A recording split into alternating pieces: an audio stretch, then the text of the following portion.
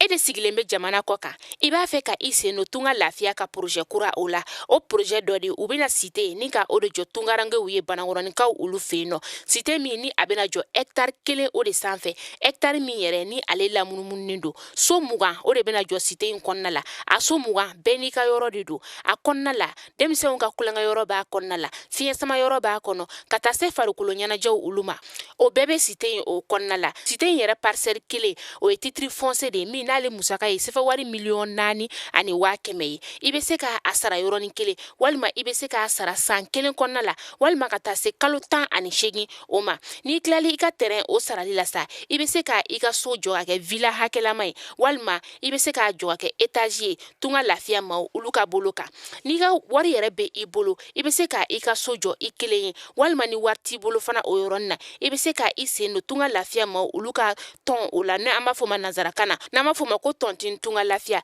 walasa ka se ka I ka so ale jɔ cité o kɔnɔna la o t'a bannen dɛ tunga lafiya ma o bɛna tila ka immeuble fana jɔ cité in kɔnɔna la immeuble min n'i bɛ se ka appartement o san chambre 3 de b'a kɔnɔna la ale ni salon 1 a musaka bɛ t'i jɔ sefa wari 15,000,000 la ka taa se sefa wari 17,000,000 ma I bɛ se ka o fana sara dɔɔni fo ka taa se san 2 ani tila ma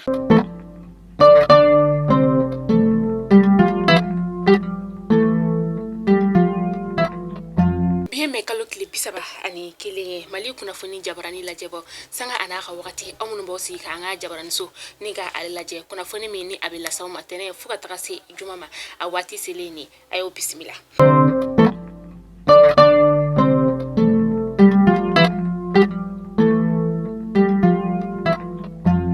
kunnafoni daminɛ la an ka jamana ka sariya soba min bɛ yen nɔ ale kɔni ye anw ka fintigilakaw n'o o ye ba polisilakaw ka sanfɛ kalanso o ye sa n'o ye ɲɔgɔn dan kɛ o la mais kalo tile 19 tɛmɛnen san 2022 u kɔni ye o ɲɔgɔn dan in kɔni ni ka ale ko dabila pepepewu ka sababuya kɛ damakasi sɛbɛn kɔni donna ni ɲɔgɔn dan in ale juguya la sous-officiers fɛ n'o o ye u dugumamaw olu ye u y'a yira k'a fɔ ko ni ɲɔgɔn dan in kɔni k'ale ma kɛ jɛlenya kɔnɔna la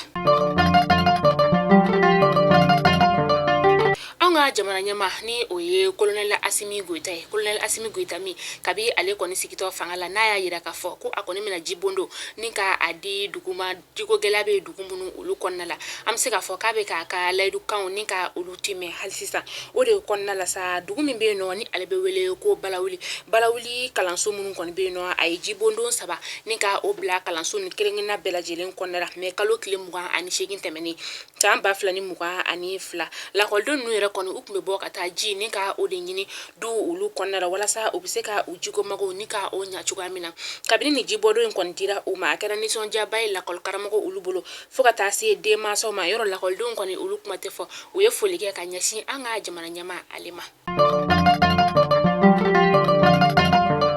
a yirala k'a fɔ ko juin kalo tile 4 natɔla in na fɛn min ye akarakaw olu fɛ yen nɔ sa CEDEAO jamana ɲɛma olu bɛna sigi ni ka kuma an ka jamana ale tɔgɔ la Burkina Faso fo ka taa se Laginɛkaw olu ka jamana o tɔgɔ la a yirala k'a fɔ ko kura ko CEDEAO maaw kɔni kalo 5 u ni an ka jamana marabagaw u kɔni tun bɛ ɲɔgɔn kuma ɲɔgɔnya la n'u tun bɛ ka ɲɔgɔn sama kuma o la ni o ye transition n'o ye cɛmancɛ fanga ale kuntagala o kumaw ye a yirala k'a fɔ CEDEAO maaw fɛ k'olu kɔni ka hakilina ye min ye o de ye CEDEAO kalo 16 olu kɔni b'o de di an ka jamana marabagaw olu ma a kɔnɔna la sa u kɔni ɲɔgɔn sama kosɛbɛ min ni a yirala k'a fɔ ko juin kalo tile 4 nata in na kɔni o ni an ka maaw u kɔni ye fɔ ka bɛn kɛ san kɔni maaw sigilen don ni ka u ka jaabiw ka olu makɔnɔ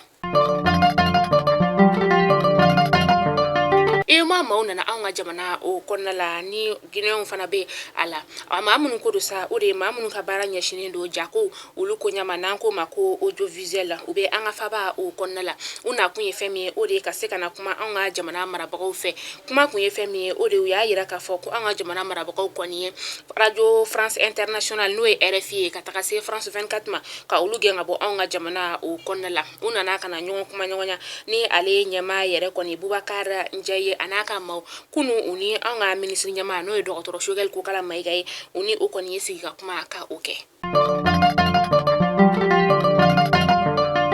MINUSMA ma olu y'a yira k'a fɔ kabini avril kalo san 2013 ni olu kɔnɔna na anw ka jamana o kɔnɔna la ni nin y'a san 9 ye olu ka fintigilaka maa 258 olu de kɔni tanyana anw ka jamana ale kɛlɛ la u ye nin kunnafoni ni k'a di juma tɛmɛnen mɛ kalo tile 27 san 2022 nin kuma in fɔra MINUSMA ɲɛma fɛ sa n'o ye El Gazim Wani ye.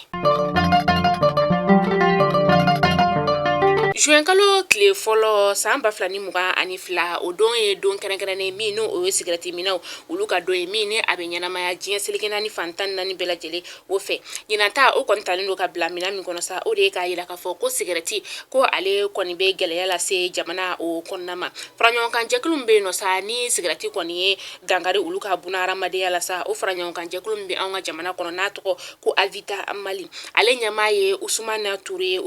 ale ka fɔ la ko ale kɔni ye faraɲɔgɔnkan ni ka o daminɛ maaw ka fanfɛla la walasa ka se ka sigarɛti ale kɔlɔlɔ yira maaw la.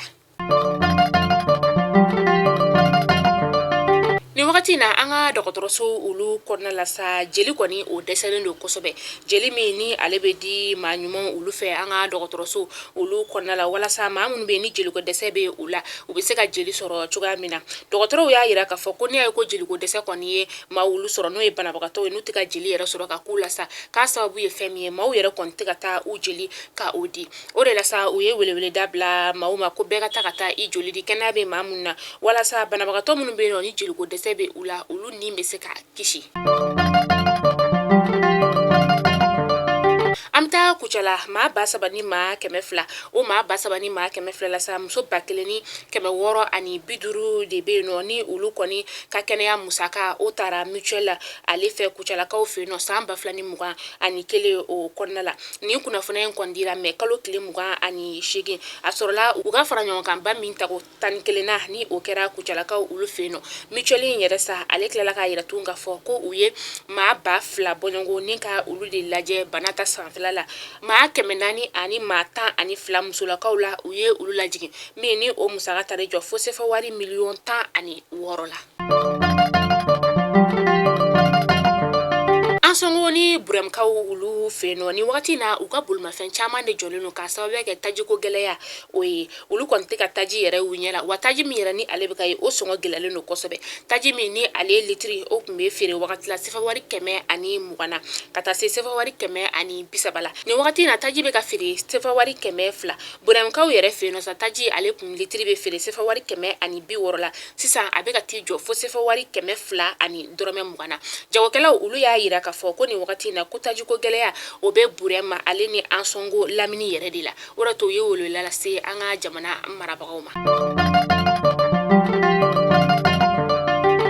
Lakɔl karamɔgɔ minnu bɛ yen nɔ ni olu ye bolonɔbila sɛbɛn ka o kɛ octobre kalo tile 15 san 2016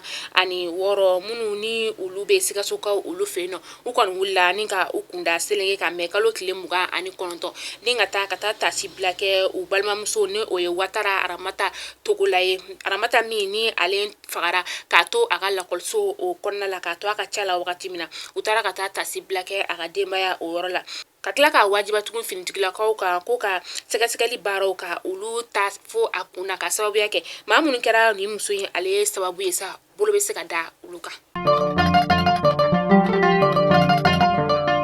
An bɛ taa ko kan kibaru la diɲɛ seleke naani kɛnɛyasoba min bɛ yen nɔ ale y'a yira k'a fɔ ko bana kura dɔ o kɔni bɔlen don bana min ni ale ye ɲɔni ale ye suguya wɛrɛ ye n'u ye tɔgɔ min d'a la sa rougeole sienzi ni o ye gɔn olu ka bana ye diɲɛ seleke naani kɛnɛyasoba min bɛ ale y'a yira k'a fɔ ni o ye a ɲɛma ye ko ni bana kura in yɛrɛ kɔni kabini tɛnɛndon a kɔni kɛlen don ka cari jamana olu kɔnɔna la maa 300 de bɛ yen nɔ ni bana in kɔni yera olu la an ka farafinna fo ka taa se farajɛla o ma bana in yɛrɛ kɔni fana k'ale bɛ daminɛ ni mura de bana in yɛrɛ a ma dɔn fɔlɔ yɛrɛ k'a fɔ ko a bɛ yɛlɛma teliya fana la.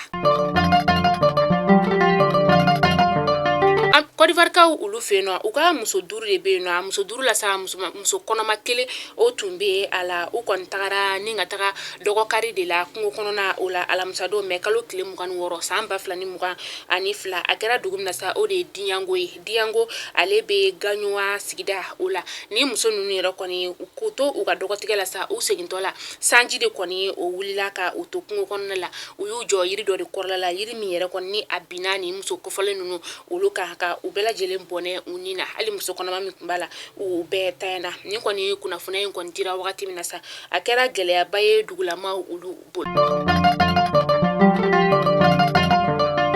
Kunnafoni datugula an b'a datugu ni Iran jamana o kɔnɔna ye maa 51 de bɛ yen nɔ ko olu kɔni minɛna jɛnɛya la maa minnu n'olu minɛna jɛnɛya la sa silamɛya diinɛ la sa u y'a yira k'a fɔ ko olu kɔni u bɛ faga de Irankaw fɛ yen nɔ ni maa ninnu yɛrɛ sa a maa bɛ t'i jɔ muso 23 ka taa se cɛ 28 ma u kɔni bɛna olu de faga k'a sababuya kɛ ko u minɛla jɛnɛya la.